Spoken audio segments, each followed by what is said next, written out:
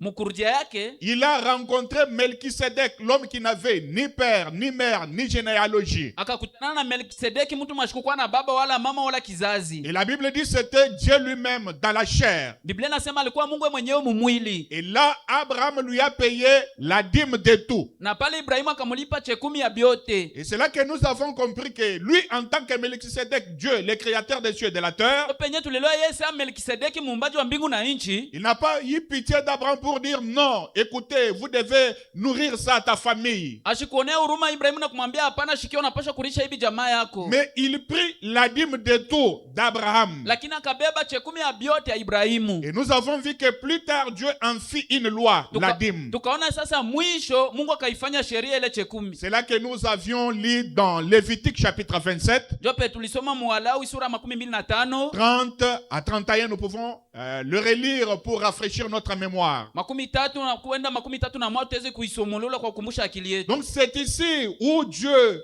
a fait de la dîme une loi. Njoo kwa hii andiko Mungu akafanya chekumi kukua sheria. Écoutez ce que l'Éternel dit. Shikia kila milele anasema, toute dîme de la terre, chekumi yote ya dunia, soit des récoltes de la terre, wala ikuwa ya mavuno ya bulongo, soit du fruit des arbres, wala ya matunda ya michi, appartient à l'Éternel. inakuya ya milele. Et c'est une chose consacrée à l'Éternel. Inakuwa kitu yenye kutolewa kwa wa milele. Et une chose consacrée à l'Éternel, on ne peut pas la toucher. Kitu yenye kutolewa kwa wa milele hauwezi kuigusa. Parce que c'est à l'Éternel qu'on a consacré. Sababu ni kwa wa milele balitolea. Maintenant, écoutez. Sikia sasa. Par moment, je reçois des croyants là-bas au bureau me disant, pasteur, j'écrivais les dîmes, les nombres, les chiffres des dîmes que je recevais, mais j'ai perdu par exemple mon agenda, je ne connais pas maintenant les chiffres, que dois-je faire? Mara nyingine napokeaka baminifu kwa ofisi yangu pale banakuja nionyesha sema nilikuwa naandika machekumi kartasi, sasa nilipotesha ile kartasi. Shiwenda fa nini? Bon, nous devons marcher dans les Écritures. Shiye tutetemea paka maandiko. Je sais que frère Branham n'en a pas parlé.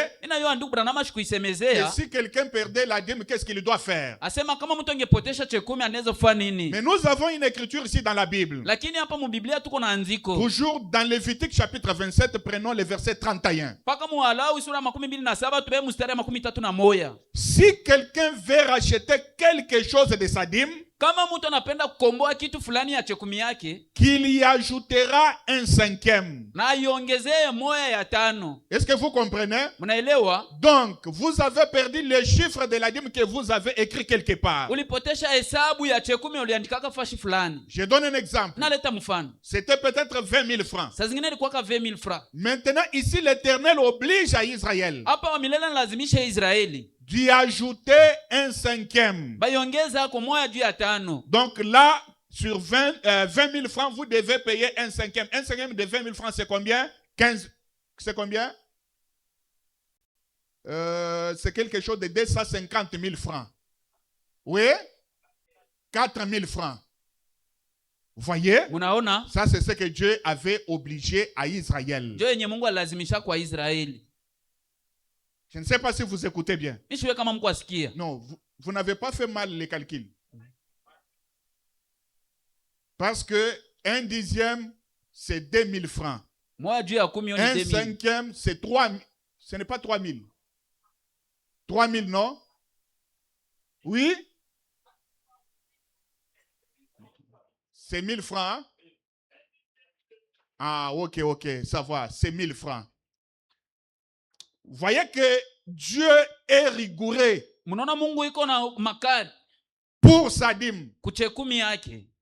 Parce que c'est la chose qui lui a été consacrée. Sababu ni kitu ile balimutolea. Ici, il oblige à Israël Hapa analazimisha kwa Israeli. que si quelqu'un veut racheter quelque chose de sa dîme, Kama mtu anapenda kukombola kitu ya chekumi yake, il y ajoutera un cinquième. ataongezea kwa moya juu ya tano. Et nous avons encore vu que lors de l'entrée d'Israël en Canaan, dans son pays promis, Tukaona tena wakati ya kuingia Israeli kule mkanani mwinchi yake ya Malako, Josué a partagé le pays Yoshua kakabula inchi selon le nombre de tribus. kufuatana hesabu ya makabila. Ephraim avait sa portion de terre. Efraimu alikuwa na yake kipande ya bulongo. Benjamin avait la sienne. Benjamini alikuwa na yake. Mais il est resté une tribu. C'était la tribu de Lévi. Kulibakia kabila moja ilikuwa kabila ya Lawi. Qui n'avait pas sa portion de terre. Yenye ilikuwa na yake kipande ya bulongo. Pourquoi? Janini? Parce que cette tribu, Dieu lui avait donné une tâche selon laquelle il devait être chaque fois au temple. Juu ya kabila Mungu alipatia kazi fulani ya kusema wakati wote inapaswa kwa hekalu. Pour servir le Seigneur. Juu tumikie Bwana. Voyez-vous? Munaona? Maintenant, écoutez. Sikia sasa. Dieu institua les problèmes de la dîme. Pale Mungu akaweka mambo ya chekumi. Il dit aux 11 tribus, Kambele makabila 11, chacune de vous a sa portion de terre. kila mmoja wenu iko na yake kipande ya bulongo. Mais regardez, la tribu de Lévi n'a pas la sienne. Lakini angalia kabila ya Lawi haina yake kipande ya bulongo. Parce qu'elle est consacrée au temple tous les jours. Juu wakati yote yo iko kwa hekalu. Mais vous les 11 tribus à qui on a donné des portions de terre, Lakini mwa kabila 11 balipatia kila mmoja kipande ya bulongo. pensez à Lévi. Mwanze kuwazia yako Lawi. Lorsque vous travaillez, Sasa ile mnatumika. le revenu de vos champs Mshahara ya mashamba yenu. et de vos activités, Na makazi yenu. vous en soutirez 1/10, la dîme que vous devez remettre à la tribu de Lévi pour avoir de la nourriture. Unatosha kwa moja ya 10 unapaswa kupatia kabila ya Lawi juu nawe ipate chakula. Parce que Lévi n'avait pas une terre où cultiver, Juu Lawi ashikukuwa na bulongo ya kulima hako. où élever. Wala ya kufuga manyama. Voyez-vous? Unaona? Alors Dieu obligea aux 11 tribus de commencer à payer leur dîme à la tribu de Lévi pour avoir de quoi manger. Pale Mungu akalazimisha ile makabila 11 anze lipa mache 10 au kwa Lawi juu ya wanatumika. Parce qu'elle s'occupait du travail du temple. Juu anze kuangaikia kazi ya mwekalu. Maintenant, Sasa il y a certaines catégories aujourd'hui animées par de mauvais esprits. kuko aina fulani wala kunje ya bantu inachemusha na maroho mbaya. Mais ils ne sont pas ici, ce sont des croyants frivoles qui sont dans d'autres églises. Lakini bo habana hapa ni baaminifu ba huku na huku benye bako makanisa mengine. Ils disent que la dîme, le problème de la dîme est déjà révolu. Bako nasema mambo ya chekumi ni ya zamani sana. Ça, c'était dans l'Ancienne Alliance ou dans l'Ancien Testament. Sema kule ilikuwa mwagano ya zamani, mwagano jipya. Mais au jour d'aujourd'hui, dans le Nouveau Testament, Lakini kumashika ya leo mwagano jipya, on ne peut pas payer sa dîme. hawezi kulipa chekumi yako. Ce sont des démons qui parlent Amen. à travers eux. Mapepo ndio iko na basema amo. Parce que nous avons le prophète Branham. Juu tuko na nabii Branhama. Le prophète Branham nous parle de la dîme. Nabii Branhama anatuambia chekumi. Dans plusieurs de ses sermons, Mu mafundisho yake ya mingi, il a parlé de payer sa dîme. alisemezea juu ya kulipa chekumi yake. Et même lui aussi l'a payé. Hata yeye mwenyewe alianza kuilipa. Voyez-vous? Unaona? Écoutez. Shikia. Et dans l'Ancienne Alliance ou dans l'Ancien Testament, Mwagano ya zamani wala mwagano za kale, nous avons vu que la dîme appartenait à la famille ou à la tribu Lévi. tuliona ile chekumi ilikuwa inaelekea hiyo kabila ya Lawi. Dans la Nouvelle Alliance ou dans le Nouveau Testament, Mwagano jipya wala mwagano jipya, plutôt dans l'Ancien Testament ou dans la Nouvelle Alliance, mwa hiyo sheria ya zamani wala mwagano jipya, il y avait des sacrificateurs et ces sacrificateurs étaient issus de la tribu de Lévi. kulikuwa ko bakwani na bakwani barazo tokea mkabila ya Lawi. Ce sont eux qui mangeaient la dîme. Njo abo barianzo kule ile chekumi. Et dans le Nouveau Testament, Mwagano jipya, le sacrificateur kuhani ule qui s'occupe du temple, wanangaikia hekalu, ce sont des prédicateurs, wanakuwa ni bahubiri, le pasteur. bapastori. Et selon le même modèle, Kufuatana mtindo mwa moya, les pasteurs doivent s'occuper de l'œuvre de Dieu à l'église. wachungaji wanapaswa hangaikia kazi ya Mungu mkanisa. Prier pour l'église, Banombea kanisa, lire la parole, banasoma neno, sonder les Écritures. chunguza maandiko. Voyez-vous, Munaona? pour que le peuple de Dieu ait la nourriture spirituelle. Juu taifa ya Mungu ipate chakula ya kiroho. Et les membres sont obligés, les membres de l'église Bana memba ya kanisa sont obligés de travailler. banalazimishwa kutumika. Parce que nous ne croyons pas dans des prières de jeûne de 30 jours. Comment les gens vont travailler? Hatuamini mwele maombi ya kufunga chakula siku 13. Batu batatumika je? Comment vont-ils travailler? Batu batatumika je? Payer les offrandes Balipe machekumi et payer leurs dîmes. na balipe machekumi yabo? Non, Hapana. les gens doivent travailler. Batu banapasha tumika. Ça, c'est William Branham. Ule ni William Branhama.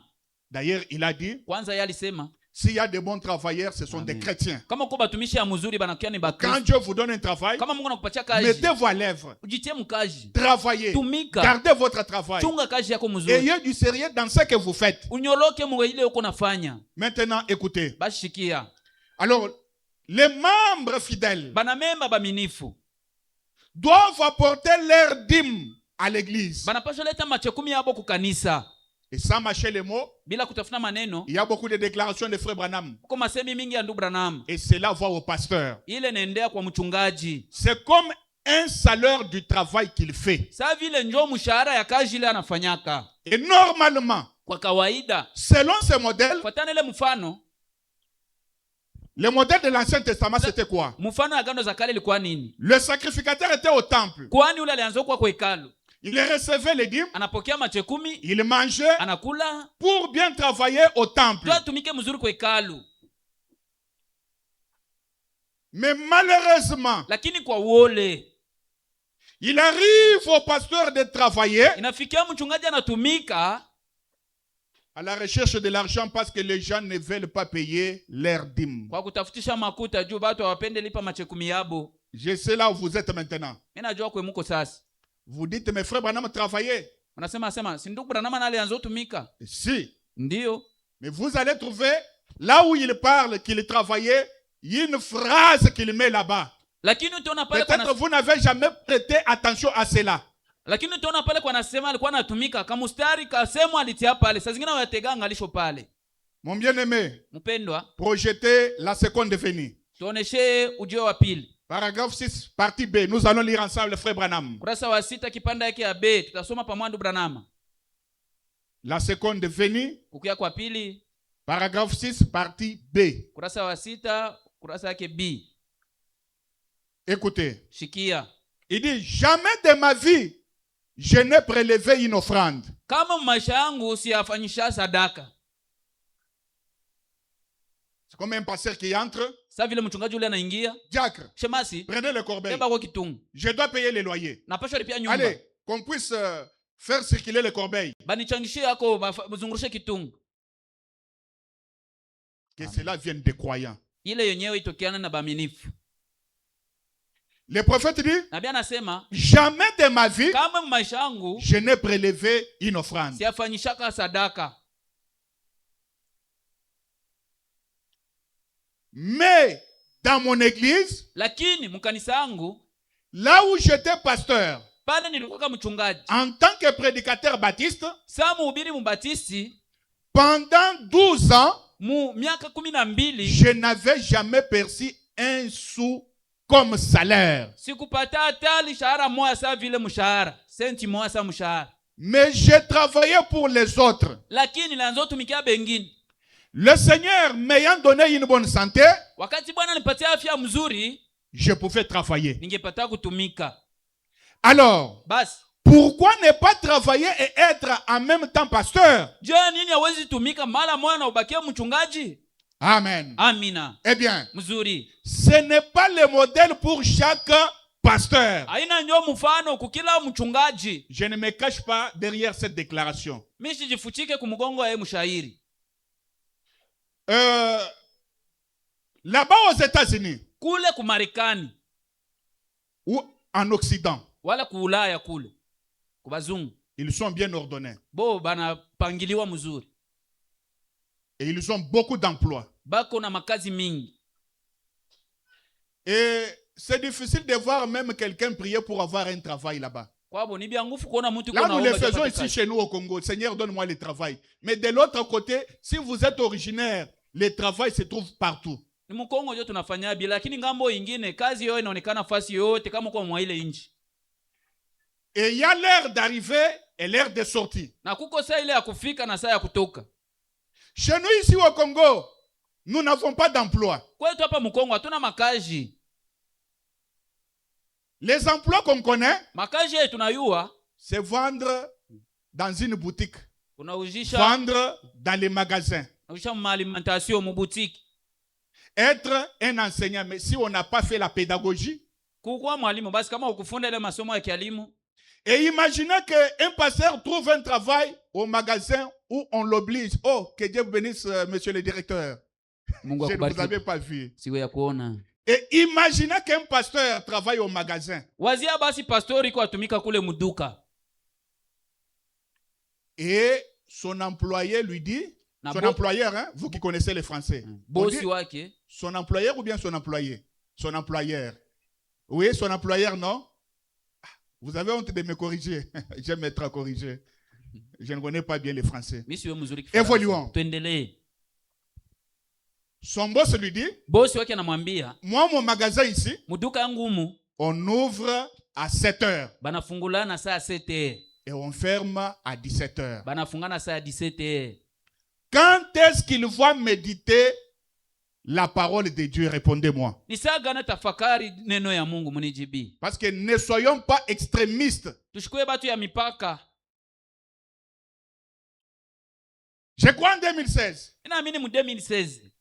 j'ai cherché un travail. Naanza tafuta kazi. J'ai trouvé un frère, Kapata ndugu moya, il avait sa quincaillerie. alikuwa na makenkeri yake. Je suis allé lui demander, Kenda kumulomba kazi. j'aimerais que je puisse travailler pour toi. Napenda nikutumiki. Il me dit, chez moi, j'ai des conditions. Asema kwangu kuku makanuni. J'ai dit lesquelles? Ya je. Il me dit, tu n'as qu'à prêcher le mercredi, le vendredi, tu ne prêches pas. Wewe ni kuhubiri tu siku ya tatu, lakini siku ya tano hautahubiri. J'ai dit, s'il s'agit de mourir affamé, je vais mourir affamé, mais à l'œuvre du Seigneur, je ne fais pas ce travail-là. Kaambia kama ni kulala njala naichikia nilale njala, lakini niende kukazi ya Bwana. C'était une petite parenthèse. Kwa kifungo kaloko. Le prophète dit, Nabii anasema, eh bien, ce n'est pas le modèle pour chaque pasteur. haina njoo mutindo kukila pastori. Un ministre de l'évangile ne peut pas aller travailler. Mhuduma wa injili ashezi enda tumika. Est-ce que vous lisez ensemble avec moi? Tunasoma pamoja. Virgule. Mukato. Prier Kuomba et ensuite venir dans son église. na kisha nakuya mkanisa yake. Parce que le travail de Dieu, on doit être sérieux. Quand on va lui servir, le prophète a dit, vous devez le faire de toute votre âme, de tout votre esprit et de tout votre être. Kazi ya Mungu tunapaswa kuwa waziwazi. Kama unapenda kumtumikia, unapaswa kumtumikia na roho yote, na bumunti yako yote. Un pasteur, il travaille. Il sort à 16h, il sait que la prédication c'est à 17h. Quand est-ce qu'il va se réchauffer dans la prière? Point d'interrogation. Mchungaji ule iko natumika, anatoka mkazi na saa ya 16h. Kisha anajua saa 17h njo mahubiri. Saa gani anyata jitolea? Alama Et lire kumi. la parole, quand est-ce qu'il va le faire? Na kusoma neno ni wakati gani ataifanya? Oui, dans un sens, il peut le faire au cas où ces croyants n'arrivent pas à payer leurs dîmes. Ils sont, par exemple, ils sont très moins nombreux. À 10, ils n'ont pas d'emploi. Dans ces cas-là, il est forcé de le faire pour ne pas manquer à manger à la maison. Mungambo moya anaweza kuifanya wakati baminifu abafikie kuifanya bako chini sana, saa zingine bako 10, pale anaweza kutumika jua apate vya kukula kunyumba. Mais si les croyants ont des activités et payent correctement leurs dîmes, je crois qu'il peut bien se consacrer à l'œuvre divine. Kama baminifu bako natumika na banalipa mzuri kazi ile chekumi yabo, anaweza kujitolea mzuri kwa kazi ya Mungu. Et descendez un peu, nous allons un peu relire cela. Un peu, ok.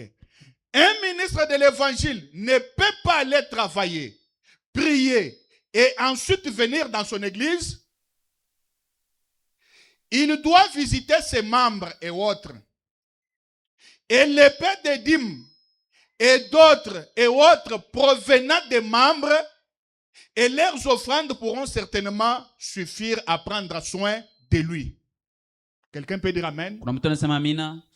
Mais ici, nous ne prenons pas les offrandes, les AD connaissent ça bien. Hapa tubebea kwa masadaka, bazamini banavijua mzuri. Nous nous contentons des dîmes que vous donnez, bien que la plusieurs ne donnent pas leurs dîmes. Mais le peu qu'on reçoit là, on résout les problèmes. Tunafurahia makumi yenye banatupatia hata kama bamingi abalipake. Et je pense que l'ouvrier mérite, mais dans mon cas, je travaillais au service de l'environnement. Le travail. Je pouvais travailler dans un service public. C'est tout. Voyez-vous?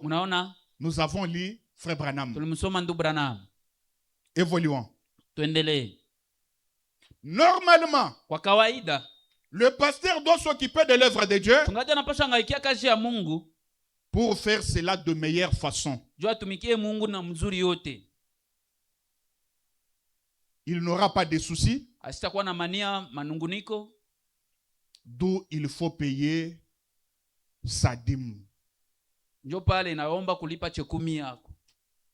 Et c'est une obligation, c'est un devoir que chacun de nous est censé faire. Na kwa ni mukazo, lazimisho kila mmoja wetu anapaswa fanya. Dans Hébreux chapitre 7, première partie, Ebrania sura ya 7 kipande ya kwanza. j'ai amené beaucoup d'écritures pour qu'on lise ensemble. Leta maandiko ya mingi juu tuisome pamoja. Hébreux chapitre 7, première partie, point 123. Waebrania 7 kipande ya kwanza 123.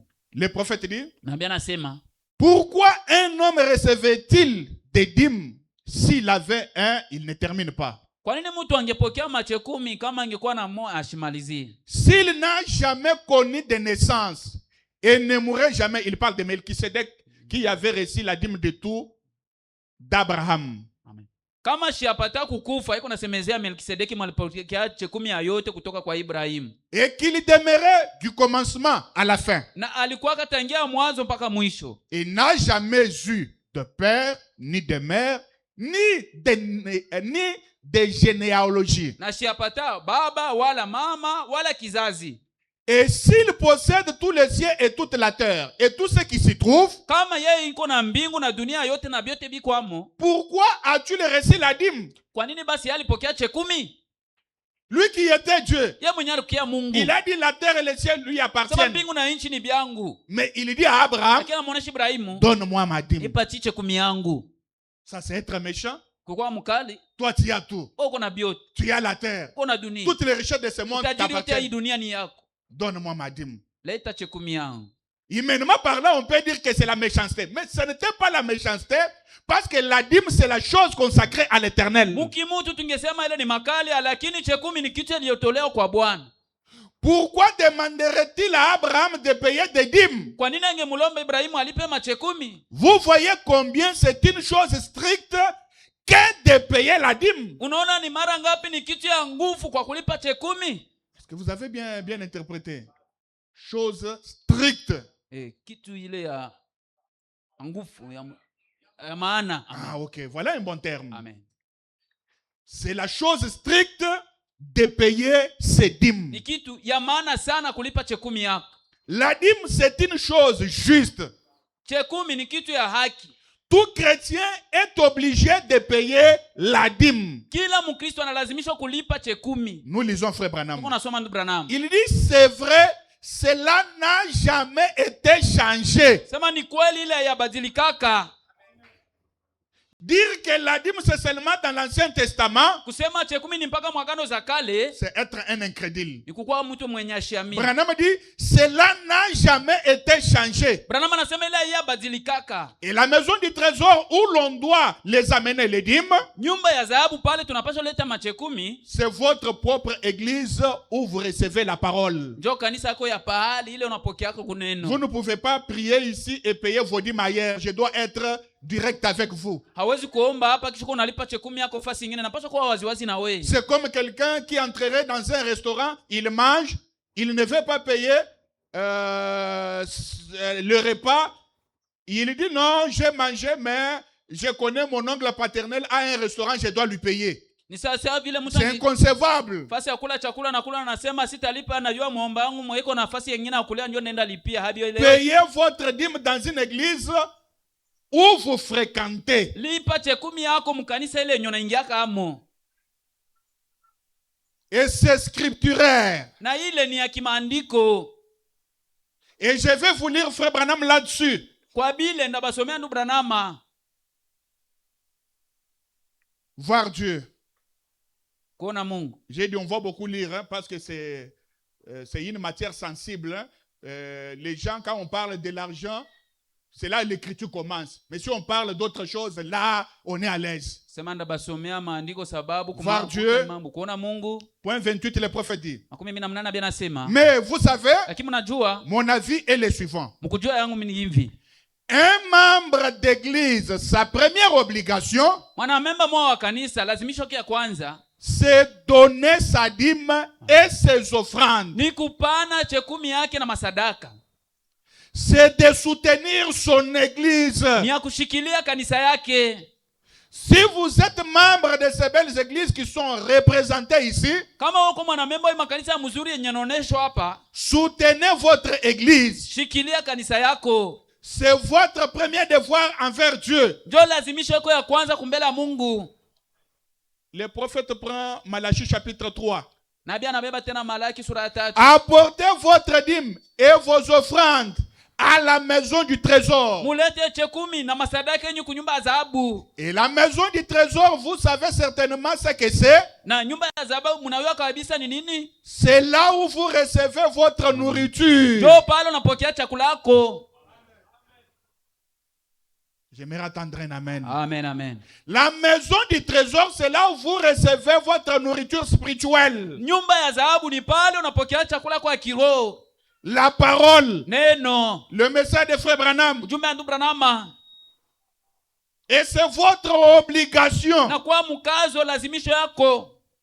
C'est vis-à-vis de votre église et non vis-à-vis d'un évangéliste comme moi. Là-bas, Frère Branham était visiteur. Ni kumbele ya kanisa yako, hapana saa muinjilisti. Kule kwenye ndugu Branham alikuwa C'est-à-dire, kwa comme mgeni. nous avons l'habitude d'appeler les visiteurs, il prêche, il va là-bas, vous y allez avec votre dîme. Non, ça c'est un désordre. Ni kusema sasa vile tunakuwa na zoezi ya kuita bahubiri, anakuja na ubiri anaenda kule kwa ofisi anaenda kwa na chekumi yako. Ile ni mvurugo. Et s'il est un bon évangéliste, ne peut pas prendre. Yeye ni mwinjilisi wa kweli, asitaikamata. Mon cher, projeter, Christ est révélé dans sa propre parole. J'ai dit, on va beaucoup lire. Nibambia tutasoma sana leo. Kristo est révélé alifunuliwa dans sa propre parole. Branham ou rien. Mneno yake mwenyewe. Branham wala hakuna kitu kingine. C'est ce que nous avons l'habitude de dire. Si ndio ile tunasemaka. 13. 13. Le prophète dit, Nabii anasema, je me souviens d'avoir été malade à un certain moment dans ma jeunesse. nakumbuka nilikulaka wakati moya mkubujana yangu. Ça, c'est cette déclaration très importante, lisons-la ensemble. Masemi moya mzuri sana tuisome pamoja. Il dit, je suis sorti de l'hôpital avec une dette d'environ de $2000. Kasema nikatoka mu hospitali karibu na deni ya $2000. Il y avait à l'époque la pharmacie de monsieur Swaniger. Mwa ile wakati mulikuwa farmasi ya bwana Swanger. Je lui devais une facture de 3 à $400 pour des médicaments, à part la dette qu'il avait contractée de $2000. Nilikuwa na ndeni yake ya $300-400 kuacha ile madawa yenye bebaka ya $300. Il ne me connaissait même pas. Ule bwana sikuwa na njua hata. Et cet homme, je suis allé le voir. Bwana nikaenda kumuona. Je ne le connaissais pas. Ishaanza kumuyu. Il les livrait de toute façon, les médicaments là. Lakini alianza nipatie ile madawa namna yote. Il n'a jamais refusé de les livrer. Ashakatala kunipatia ile madawa. Je lui ai dit, nikamwambia, je suis en dette avec vous. Niko na ndeni yako. J'ai dit, nikamwambia, non, pas Noaguer, mais je crois qu'il s'agissait plutôt de monsieur Manson. Pana bwana Swasnegea na wazia alikuwa ni bwana Manson. Il s'est trompé de nom. Alijilanda jina. Et après il s'est rappelé. Et là, à l'angle de l'avenue Cour et de la rue Spring. Pale mwa ile kona ya ile avenue Cour na ile balabala Spring. Et j'ai dit, nikasema, je suis en dette avec vous. Niko na ndeni yako. Je suis encore terriblement faible, mais j'essaie d'aller travailler. Ningali muzaifu sana, lakini ngani niko napima kwenda tumika. Voilà la bonne manière de procéder quand vous avez une dette d'autrui et que vous manquez comment payer. Vous devez aller voir la personne. Frère, j'ai votre dette, mais pour le moment, je passe des moments difficiles. Je me débat. Vous prenez la dette d'autrui, vous faites même semblant, vous ignorez une année, 2 ans. Ça, c'est être méchant. Ile ni kwa mukali sana. C'est être méchant. Kwa mukali. Et ne faites pas ruse pour aller auprès de votre frère à qui vous avez contracté la dette. Vous lui mentez. Vous savez que vous mentez. Vous lui dites, mes frères Branham m'a dit, si on manque comment payer, on doit voir la personne. Je suis venu vous voir. Je vais vous payer. En même temps, vous faites ça. Vous y allez.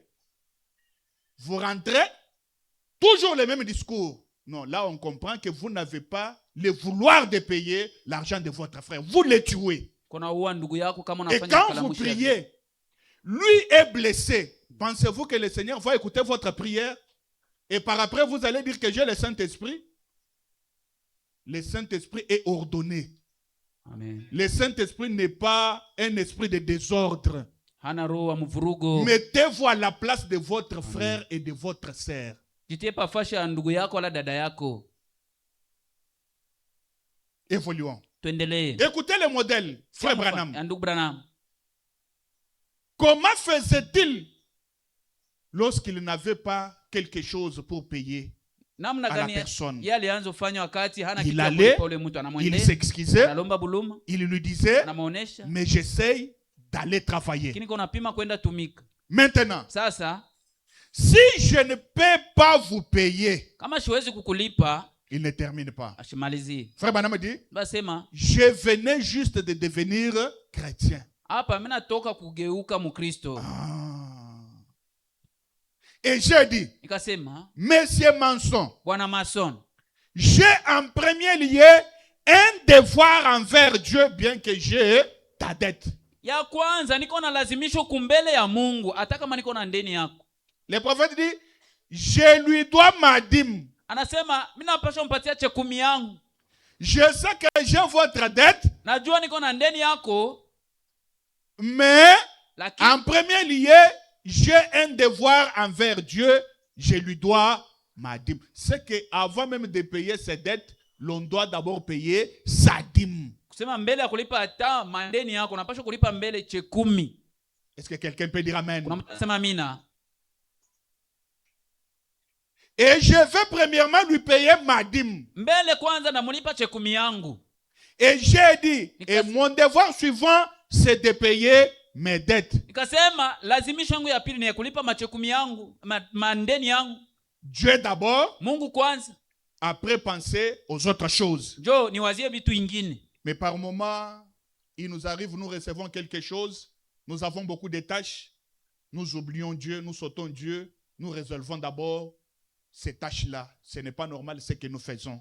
Mara nyingine Mais selon l'ordre des frères Branham, lorsque nous recevons un revenu ou un salaire, bien qu'ayant beaucoup de dettes, la première des choses, c'est mettre Dieu en première position. fuatana na utaratibu na ndugu Branham, wakati tunapokea kitu kidogo ni kutia kwanza Mungu kumbele. Le prophète dit, Nabii anasema, j'ai dit, nikasema mon père est souvent malade mara mingi babangu anagonjwaka. et nous sommes une famille de 10 enfants. Tuko jamaa ya batoto 10. Toi seulement des enfants? Non, non. Tu deviens un blanc. Wewe mpaka batoto bawili? Hapana, ushakuwa mzungu. Tu deviens un blanc. Ageuka mzungu. Mais la famille des frères Branham était au nombre de combien? 10 enfants. Jamaa ndugu Branham ambao walikuwa batoto ngapi? 10.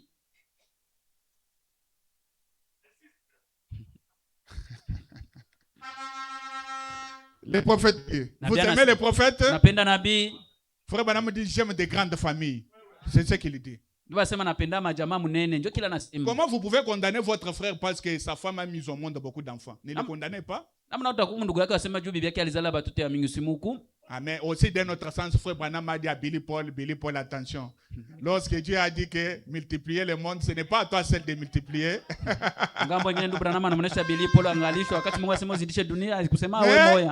Il est aussi écrit, j'aime des grandes. Lakini banaandika ngambo wengine napenda majamaa mingi. Évoluons. Tuendelee. Et si je ne peux pas vous payer plus de 25 cents sur le montant de cette facture à chaque jour de paye, na kama siwezi kulipa makuta 25 kwa wakati yote bananilipa, si je n'arrive même pas à rembourser ces 25 cents, na shifikia hata kwanza kukulipa ile makuta 25, je passerai vous le dire. Ndapitaka mimi nakwambia. Voilà être honnête. Ndio kukua waziwazi. Je passerai vous le dire. Ndapitaka mimi nakuonesha. Je vous dirai, je ne peux pas le faire cette fois-ci. Maraba siwezi ifanye. Maintenant écoutez. Sasa shikia. Et avec le secours de Dieu, j'ai remboursé jusqu'au dernier sou. Kwa msaada wa Mungu nikabirudisha mpaka kwa makuta ya mwisho. Voyez-vous? Munaona? Mais c'est ce que je vais dire, voyez-vous. Ndio anapenda kusema munaona.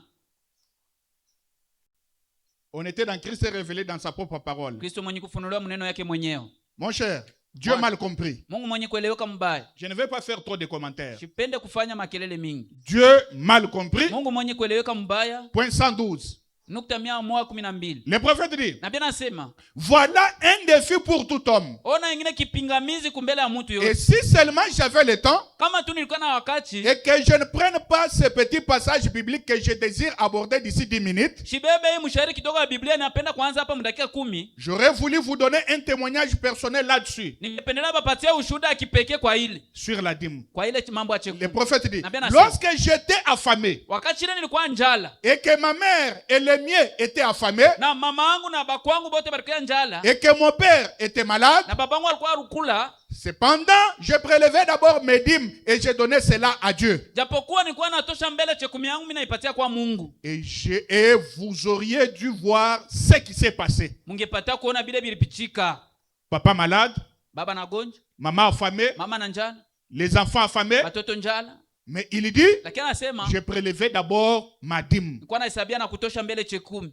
Et vous auriez dû voir ce qui s'est passé. Mungepata kuona kile kilipichikaka. Jamais de ma vie, je n'ai vu quelqu'un, homme ou femme, Kama maisha yangu siyaona mtu, mwanaume wala mwanamke, même si vous ne gagnez $1 par semaine, hata uko nafaidika dola moja mjuma, si vous apportez 10 cents de cet argent, kama unaleta likuta 10 kwa ile makuta, même 1000 francs, on doit soutenir 100 francs pour payer sa dîme. hata 1000 francs napasha itosha juu ya kulipa chekumi yako.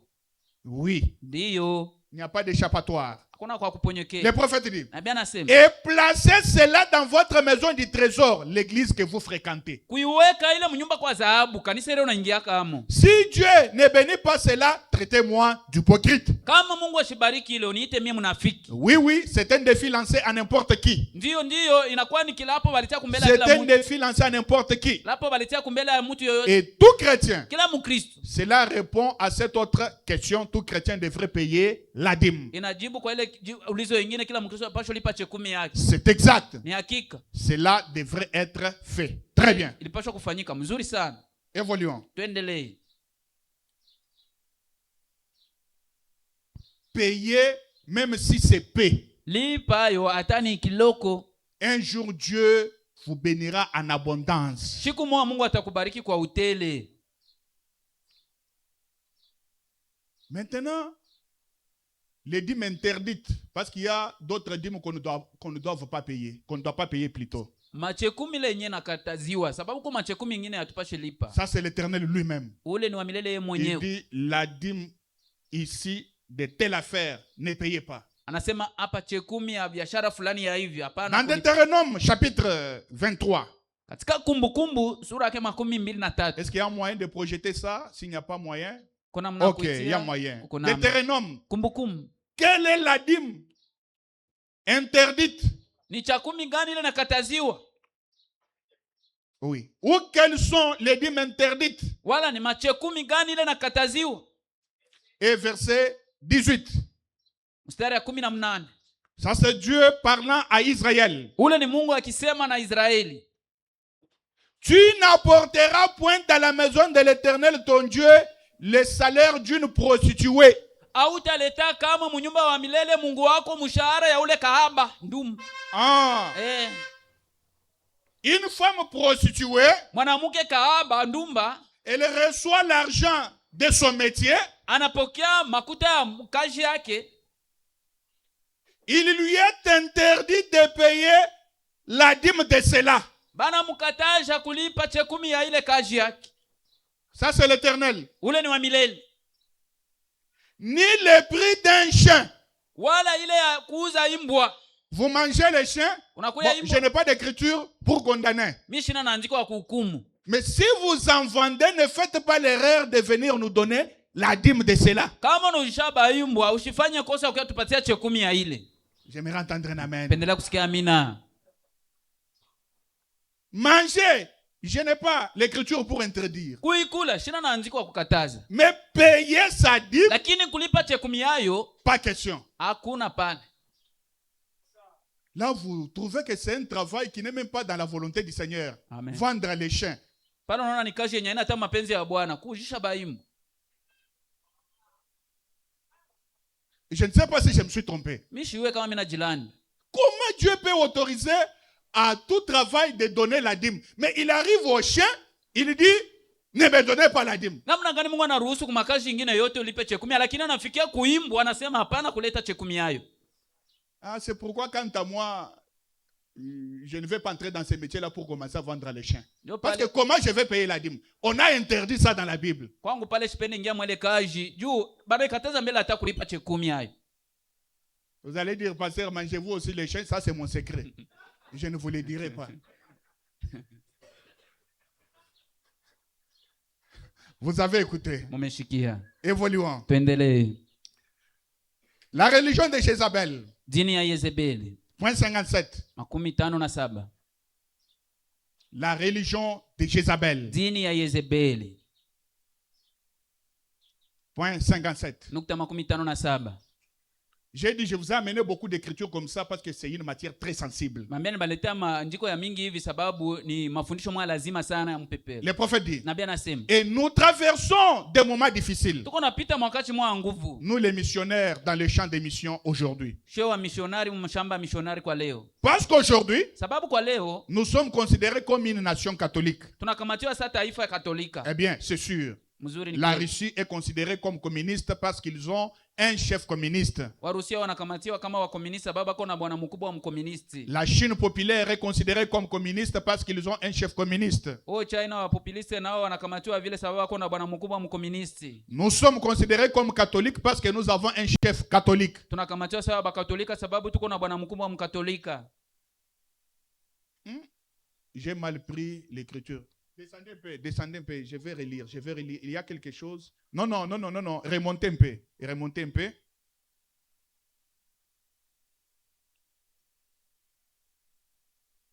Bon, j'ai mal pris l'écriture.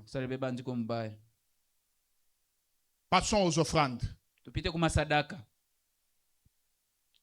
Une offrande, par sa définition, c'est ce qu'on offre selon sa propre volonté. Dieu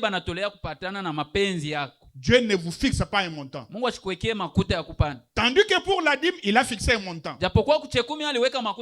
Mais pour l'offrande, il met la main sur ce que vous faites. Il vous regarde. Offre-moi maintenant quelque chose.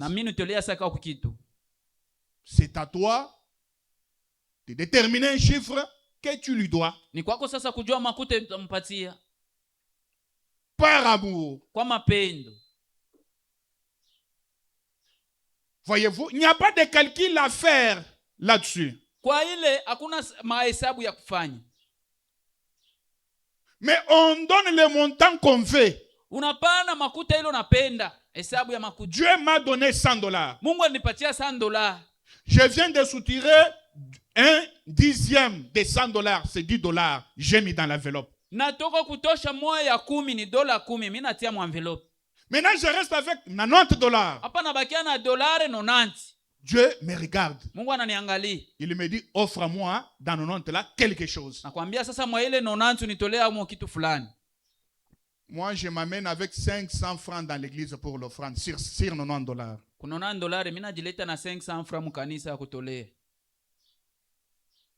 Oh, lorsqu'on aime Dieu, lorsque Dieu a aimé le monde, il a donné son fils unique, il n'en avait pas deux.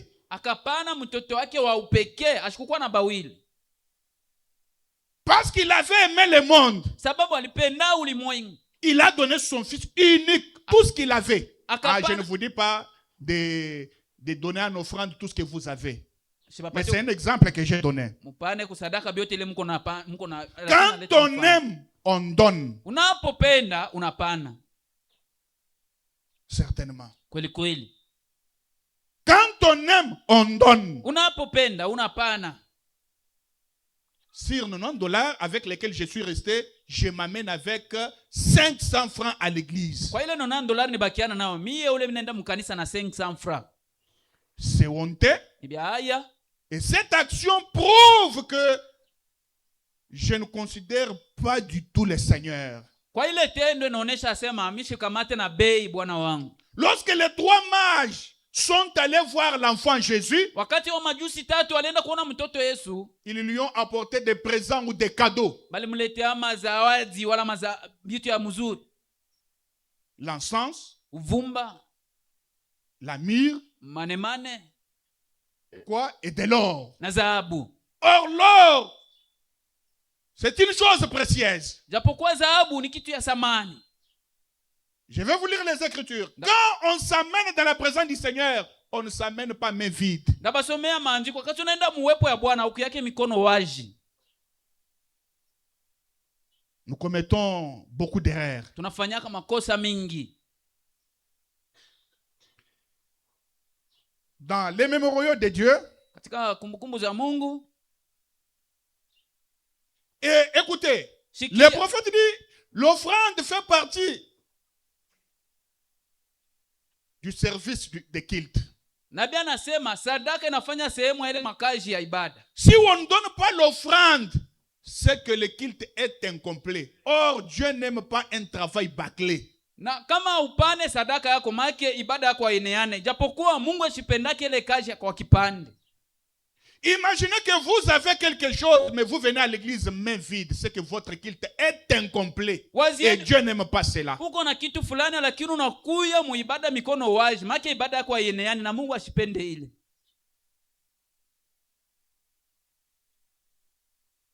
Frère Banam dit, bon, ça, je ne trouve pas d'importance de le lire. On peut sauter.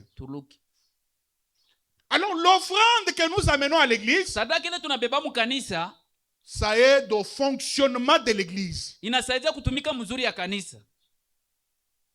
Et cela va tout droit entre le maître des administrateurs. Ile nenda mala moyo mu mikono ya wachungaji na wazamini. Mais aujourd'hui, il y a des pasteurs dictateurs. Leo kuko wachungaji wa diktata. On rassemble. Banakusanyisha. Le pasteur dit, amenez tout ça au bureau. Mchungaji anasema nibebe byote kwa ofisi. Non, ça ne se fait pas comme ça. Abifanyishike vile. Cela va directement entre le maître des AD nenda mala moyo mu mikono ya wazamini pour le fonctionnement de l'église. Ya kutumika mzuri ya kanisa. Nous avons notre groupe électrogène là-bas. Tuko na ile chombo yetu ya kutupatia moto ya umeme. Ça demande du carburant. Shinalomba carburant. C'est par vos offrandes qu'ils achètent du carburant. Ni mu masadaka yenyu banauzaka ile carburant. Nous avons notre chaîne YouTube. Tuko na chaîne yetu ya YouTube. Pendant que nous prêchons là, je crois que c'est en ligne. Et ça demande la connexion. C'est par vos offrandes là qu'on achète la connexion. Voyez-vous? Mais pour avoir les piles à mettre dans les micros, c'est par vos offrandes là qu'on achète les piles. Cela va tout droit au fonctionnement de notre église locale.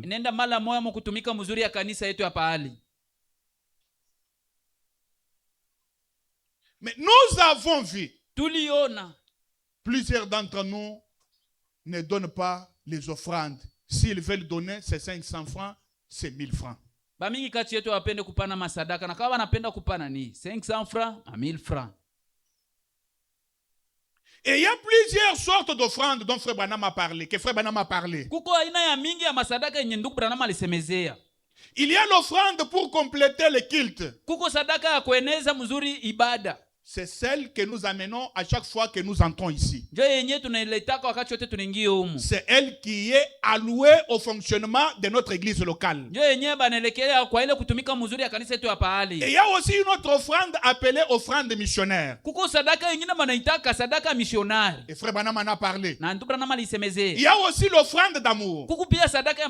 Des fois quand nous appelons un visiteur, après avoir prêché, l'offrande d'amour. Cela est scripturaire. Il y a aussi l'offrande d'anniversaire. Frère Branham en a parlé. Donc quand vous fêtez votre anniversaire, vous demandez la prière. Amenez votre offrande d'anniversaire. Leta sadaka yako ya sherehe ya kuzaliwa. Frère Branham en a parlé. Là, Frère Branham n'a pas parlé, nous taisons. Là où il a parlé, nous parlons. Ndugu Branham alisemezea pale, ndugu Branham alisema na shi tunasema pale, ashikusema tunanyamanza. Il y a aussi l'offrande de construction. Kuko pia sadaka ya ujenzi. Abordons d'abord l'offrande pour compléter le culte. Tuanze mbele hiyo sadaka juu ya kueneza hekalu. C'est une offrande que l'on donne à chaque fois qu'on a culte. Ni sadaka ile tunaleta kwa wakati wote tuko na ibada. Projetez un peu ça. Tuoneshe mbele hapo. Ah, j'ai oublié d'écrire. Oui. Ici, j'ai oublié, mais je crois là-bas, j'avais écrit. La citation suivante, si vous pouvez la projeter. Paragraphe 13, on saute 14, 15, on va au 16e paragraphe. Vous avez retrouvé? Le prophète dit, s'il y a des étrangers parmi nous, c'est un principe chez nous de ne jamais mendier. Ni kanuni kwetu shia tulombake lombake. Quémander. Kulomba lomba. Quémander. Kulomba lomba. Soutirer l'argent des gens. Kukamata makuta ya bantu. Par force. Na kinguvu. J'ai un problème. Qu'est-ce que je dois faire pour soutirer l'argent des gens? Niko na mambo nifanye jeju nikamate kumakuta ya batu. Frère Branham a refusé ça. Bile ndugu Branham alikatala. Il dit, on fait passer les plateaux à offrande. C'est un acte religieux. Banapitisha tu kitunga ya sadaka inakuwa tu ni tendo ya kidini. L'offrande pour compléter le culte. Sadaka ile ya kueneza ibada. Là, c'est un signe religieux. Pale ni tendo ya kidini. J'ai souvent essayé de ne même pas du tout faire passer les plateaux à offrande, mais ça ne marche pas. Voyez? Ce que donner fait partie de notre religion. C'est une partie de notre devoir.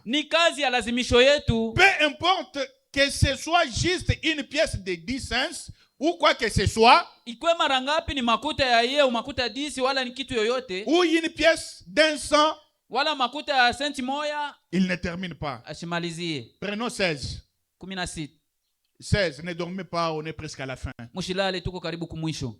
Le prophète dit, mais je pense à ceux qui se tiennent là et aux gens qui disent, qui veut donner $50? Mina wazia kubale batu banashimama pale na banasema nani mwanapenda leta madola $50? Ça ce sont les pentecôtistes. Wa Pentecoste kwa poroko. La prière pour $50. Maombi sasa ya $50. Qui veut donner $50? Il y a une prière spéciale pour $50. Nani yule anapenda kuleta $50 kwa maombi ya upekee? On commence à énumérer des bénédictions pour la prière de $50. Banaanza taya maombi ya mibaraka ya $50. Utapata hivi, utapata hivi, utapata hivi. La personne s'amène $50. Mtu anapita mbele $50. Agenouille-toi. On prie. Banaom. Demain, on revient encore avec le même discours. Kesho wanarudia na masemi moya. Toujours la même personne qui a donné $50, il va encore s'amener avec un autre montant. Mwalipana $50, anapita mbele na makuta ingine. Non. Hapana. Le prophète dit, Nabii anasema, et on dit qui veut donner $20? Banasema nani anapenda kuleta $20? Je pense que c'est dégradant pour votre intelligence. Je pense que les gens comprennent qu'il faut l'argent pour organiser une réunion.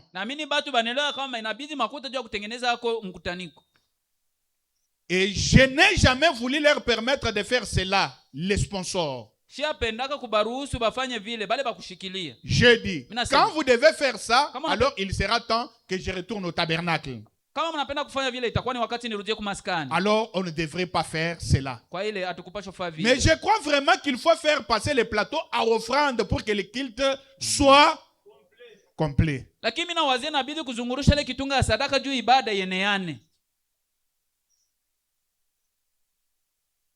Mes frères, ça me fait mal. Quand on me dit l'offrande qui entre dans les corbeilles, on n'arrive pas à résoudre tous les besoins. Que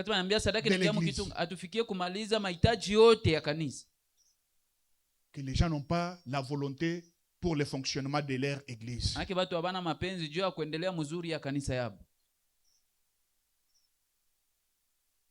Deutéronome chapitre 16. Kumbukumbu 16.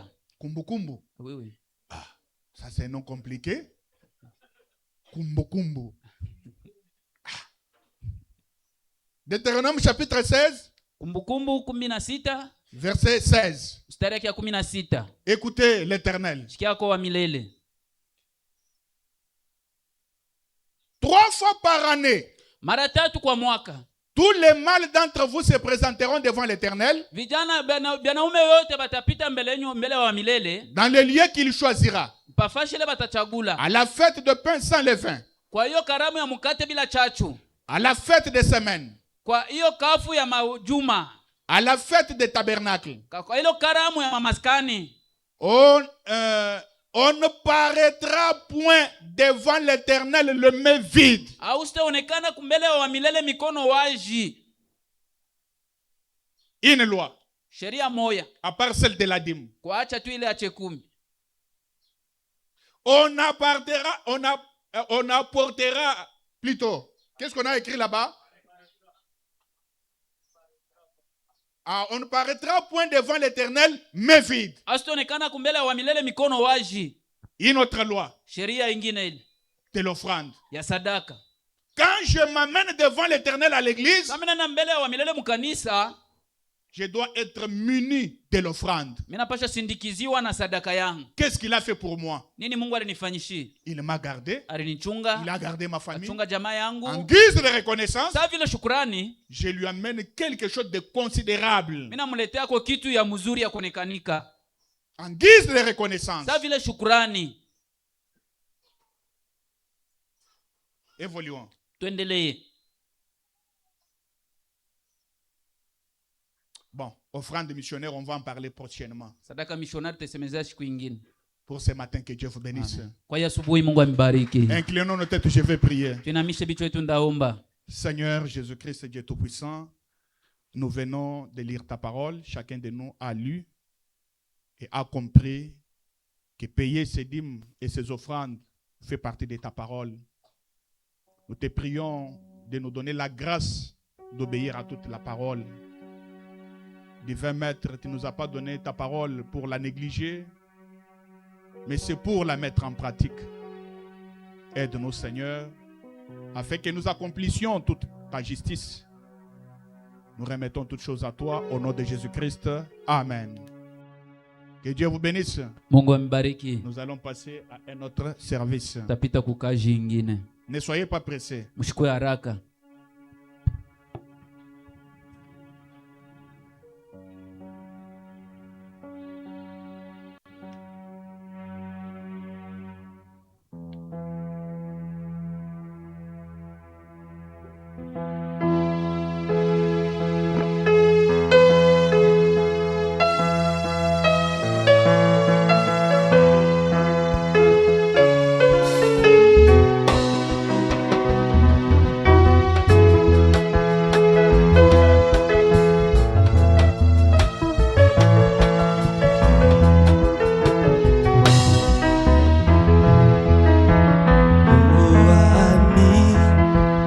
Jésus, oh quelle joie pour un ignoble comme moi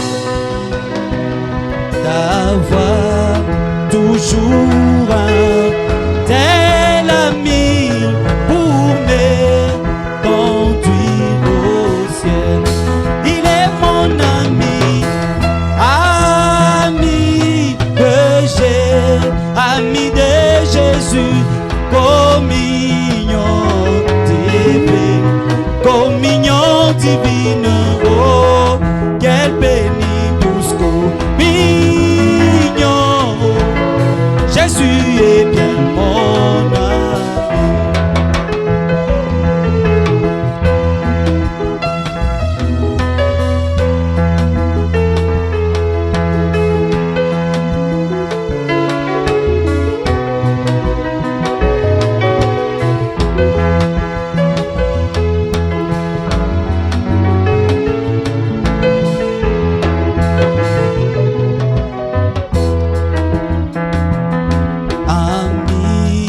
Comme d'autres, amitié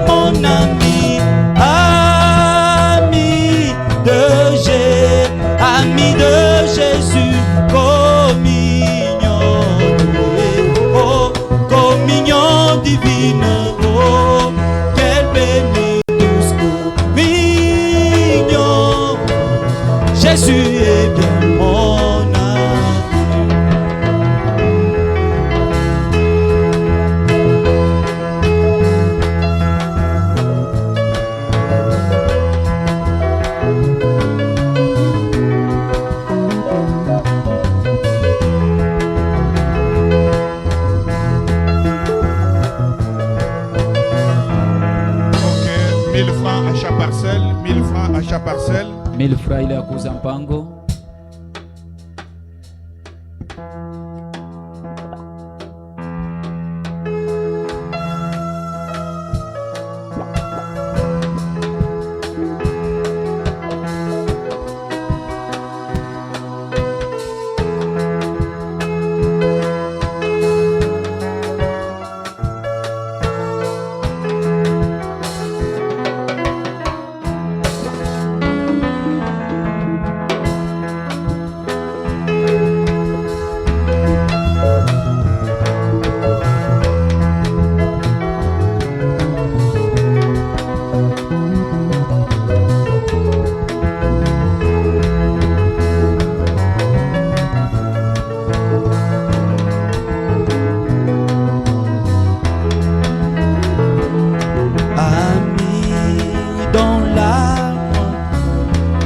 maladie et quand approche la mort. Ami, quand je passe la vallée, il m'aime et m'encourage. Il est mon ami, ami de Jésus.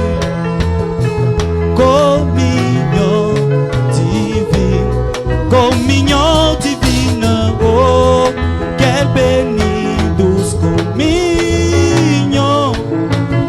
Jésus est bien mon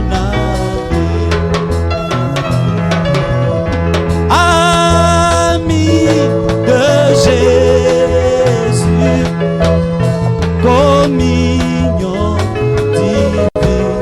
Communion divine, oh, quelle bénie, douce communion. Jésus est bien mon ami.